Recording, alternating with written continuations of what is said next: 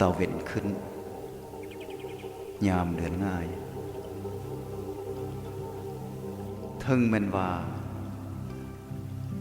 ซองเฮาจะอยู่ไกลกันคนละฟากฟ้า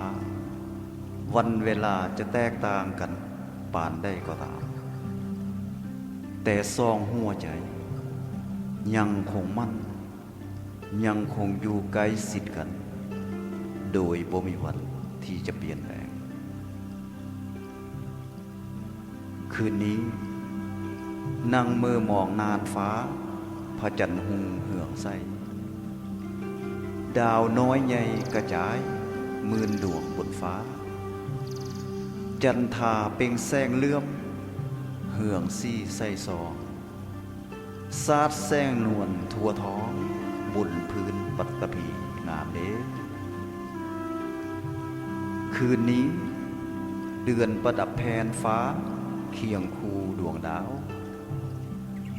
ฟากนภาเมืองลาวหมู่ดาวหลบสนแสงอาทิตย์พวมพ้นบนเข้าเสาตรูโอ๋น้อปานนี้ยอดอ่อนสูงคงแหนมฟ้าเส้นกันแน่น้อยามนี้พี่นอนฟันมอแจ้งควันแผงนั่งแขมของคงนั่งมองนาวาลองลอยเนื้อไตไก่ตาสุดฟ้ากันวันเวลาแตกต่างกระตามทอนแต่ว่าใจซ่องดวงบ่หาง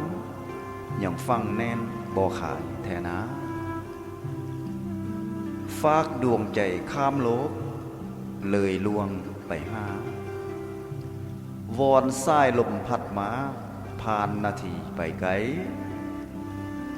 ฝากดวงใจมาให้เคียงกายบอนเจ้านังโอ๋น้อมาคู่เคียงห่วมข้าง